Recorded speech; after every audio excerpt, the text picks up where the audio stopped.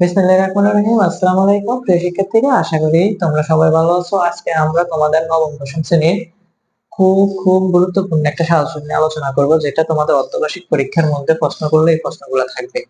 এগুলো হচ্ছে তোমাদের বিগত সালে 24, 23, 22 সালের প্রশ্ন থেকে অ্যানালাইসিস করে তোমাদের জন্য একটা চূড়ান্ত সাজেশন করছি, যেগুলো তোমাদের পরীক্ষার মধ্যে সবচেয়ে বেশিরভাগ এসেছিল। এবং কি তোমাদের বোর্ড পরীক্ষার অঙ্কগুলো তোমাদের অর্ধবার্ষিক প্রশ্নে দেওয়া হবে, তোমাদের বইয়ের অঙ্ক অত বেশি দিবে না। বইয়ের অঙ্কগুলো হচ্ছে তোমাদের বেসিক লেভেলের অঙ্ক। তো এখানে 1 নাম্বার আমাদেরকে সাধারণত এই 1 থেকে 6 হচ্ছে আমাদের ক্রয়ের জন্য উৎপাদক। আমরা উৎপাদকের নির্ধারণ কিভাবে করব, এবং যে যে উৎপাদকগুলো সবচেয়ে বেশি ইম্পর্টেন্ট স্যার ওই উৎপাদকগুলো এই 1 থেকে 6 পর্যন্ত উৎপাদকগুলা লিখছি। তো তোমরা এগুলা লিখে নিবে এবং এগুলা কিভাবে সমাধান করা হবে পরবর্তী আরেকটা ক্লাস দেওয়া হবে, সমাধান ক্লাস। ওই সমাধান ক্লাস থেকে তোমরা দেখে নিবে। তো এখানে 4p² - 1 + 2r - r², এটা মিডল টার্ম করতে হবে, এটাও মিডল টার্ম করতে হবে, আর এটাও আমাদের উৎপাদক করতে হবে। এটা উৎপাদক করলে হবে a - b হোল কিউবের সূত্র, তারপরে a³ - b³ দিয়ে আমাদেরকে এটা সলভ করে নিতে হবে। আর এটা হচ্ছে যে তোমাদের এখানে a স্কয়ার ইকুয়াল 5 প্লাস 2√6। এখানে যেহেতু a এর উপর স্কয়ার আছে, আমরা এটাকে বর্গ তৈরি করব। বর্গ তৈরি করে হচ্ছে যে আমরা এখান থেকে 1/a এর মান নির্ণয় করে নেব। আর এখানেও সেম ভাবে এটাকে আমরা কি করতে হবে, বর্গ করতে হবে। এটাকে আমরা বর্গের সূত্র a square minus a square plus 12a plus b square সূত্র দিয়ে আমরা এটা সলভ করব। এটাও সেম ভাবে, এটা হচ্ছে না আমাদের খ এবং ঘ এর মধ্যে আসবে।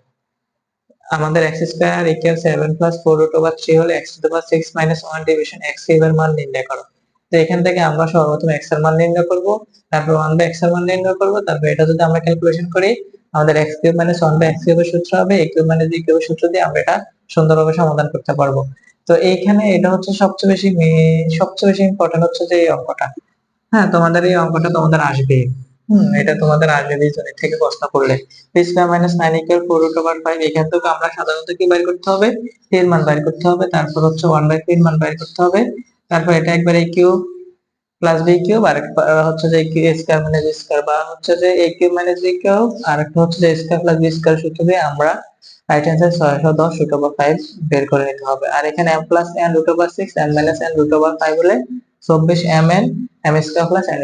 এই অঙ্কটা করতে হলে আমরা 4ab এবং 20a² প্লাস b² সূত্র দিয়ে করতে হবে। আর এখানে তো আমাদের এটা বইয়ের অঙ্কে মেবি। তো এখানে x to the power 4 plus x square y square plus y to the power 4, এটাকে আমরা ক্যালকুলেশন করে আমরা এখান থেকে সাধারণত x স্কয়ার আর y স্কয়ার মান নির্ণয় করার চেষ্টা করব।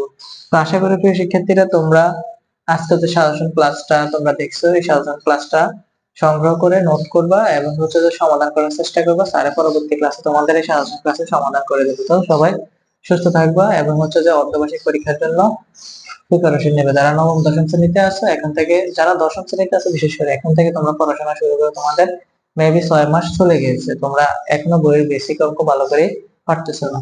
তো তোমরা বইয়ের বেসিক অঙ্কগুলো করলে হবে না, তোমরা বোর্ড প্রশ্নগুলো সলভ করতে হবে, বোর্ডের অ্যাডভান্স লেভেলের যে অঙ্কগুলো এগুলো সলভ করতে হবে।